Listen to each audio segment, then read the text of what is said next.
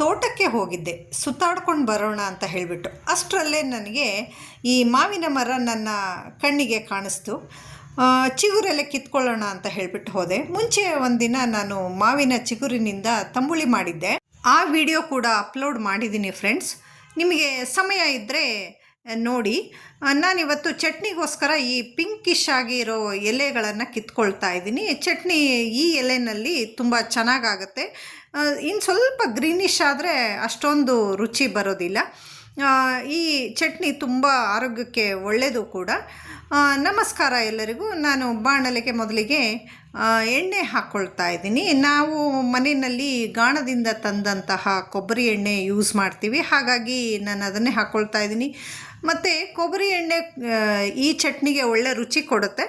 1 table ಚಮಚದಷ್ಟು ಉದ್ದಿನ ಕಾಳನ್ನು ಹಾಕ್ಕೊಂಡು ಫ್ರೈ ಮಾಡ್ಕೊಳ್ತಾ ಇದ್ದೀನಿ ನಾನು.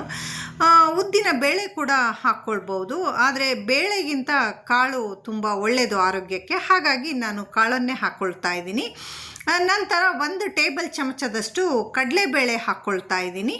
ಇವೆರಡನ್ನು ಒಳ್ಳೆ ಪರಿಮಳ ಬರೋವರೆಗೂ ಲೋ ಫ್ಲೇಮಲ್ಲಿ ಹುರಿತಾ ಇರಬೇಕು. ನಂತರ ಖಾರಕ್ಕೆ ತಕ್ಕಷ್ಟು ಹಸಿಮೆಣಸಿನ್ಕಾಯಿ ಹಾಕ್ಕೊಳ್ತಾ ಇದ್ದೀನಿ. ಹಸಿಮೆಣಸಿನ್ಕಾಯಿ ಬೇಕಂದರೆ ಜಾಸ್ತಿ ಕಮ್ಮಿ ಮಾಡ್ಕೊಳ್ಬಹುದು. ನಮ್ಮ ಮನೆಯಲ್ಲಿ ನಾವು ಖಾರ ತುಂಬ ಕಮ್ಮಿ ತಿನ್ನೋದು, ಹಾಗಾಗಿ ನಾನು 2 ಹಸಿಮೆಣಸಿನ್ಕಾಯಿ ಹಾಕ್ಕೊಳ್ತಾ ಇದ್ದೀನಿ. ನಂತರ ಸಣ್ಣದಾಗಿ ಕಟ್ ಮಾಡಿ ಇಟ್ಕೊಂಡಂತಹ ಶುಂಠಿ ಹಾಕ್ಕೊಳ್ತಾ ಇದ್ದೀನಿ. 1 ಬಟ್ಟಲಿನಷ್ಟು ಹಸಿ ತೆಂಗಿನಕಾಯಿ ಪೀಸಸ್ ಕಟ್ ಮಾಡಿ ಹಾಕ್ಕೊಳ್ತಾ ಇದ್ದೀನಿ. ತುರಿದು ಕೂಡ ಹಾಕ್ಬೋದು, ಆದರೆ ಬೇಗ ಸುಟ್ಟುಬಿಡುತ್ತೆ ತುರಿದು ಹಾಕಿರೋ ಕೊಬ್ಬರಿ, ಹಾಗಾಗಿ ಕಟ್ ಮಾಡಿ ಹಾಕ್ಕೊಂಡ್ರೆ ಚೆನ್ನಾಗಿ ಲೋ ಫ್ಲೇಮಲ್ಲಿ ಫ್ರೈ ಮಾಡ್ಕೊಳ್ಬಹುದು. ನಂತರ 1 ಗೋಲಿ ಗಾತ್ರದಷ್ಟು ಹುಣಸೆ ಹಣ್ಣು ಹಾಕ್ಕೊಳ್ತಾ ಇದ್ದೀನಿ.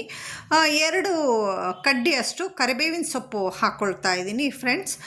ಯಾರಿಗಾದರೂ ಬೆಳ್ಳುಳ್ಳಿ ಇಷ್ಟ ಅಂತ ಹೇಳಿದ್ರೆ ಬೆಳ್ಳುಳ್ಳಿ ಕೂಡ ಸೇರಿಸ್ಕೋಬಹುದು, ಚೆನ್ನಾಗಿರುತ್ತೆ ಅದು ಕೂಡ.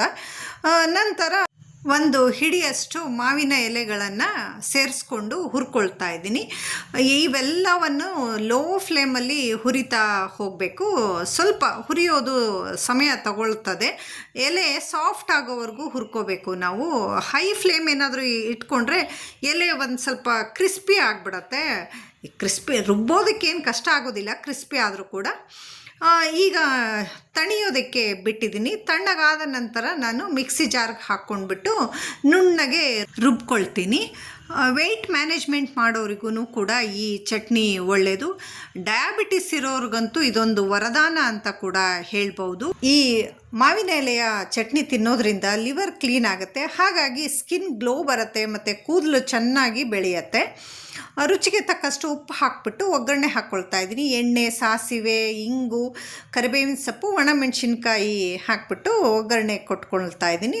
ಸಣ್ಣದಾಗಿ ಕಟ್ ಮಾಡಿ ಇಟ್ಕೊಂಡಂತಹ ಕೊತ್ತಂಬರಿ ಸೊಪ್ಪು ಸೇರಿಸ್ಕೊಳ್ತಾ ಇದ್ದೀನಿ. ಇದು ದೋಸೆ, ಚಪಾತಿ ಜೊತೆ ತುಂಬ ಚೆನ್ನಾಗಿರುತ್ತೆ ತಿನ್ನೋದಕ್ಕೆ. ನನ್ನ ಇವತ್ತಿನ ವ್ಲಾಗ್ ನಿಮಗೆ ಏನು ಅನ್ನಿಸ್ತು ಅಂತ ಹೇಳಿಬಿಟ್ಟು ಕಮೆಂಟ್ ಸೆಕ್ಷನ್ನಲ್ಲಿ ಕಮೆಂಟ್ ಮಾಡಿ ತಿಳಿಸಿ. ಮತ್ತೊಮ್ಮೆ ಸಿಗ್ತೇನೆ. Thank you for watching.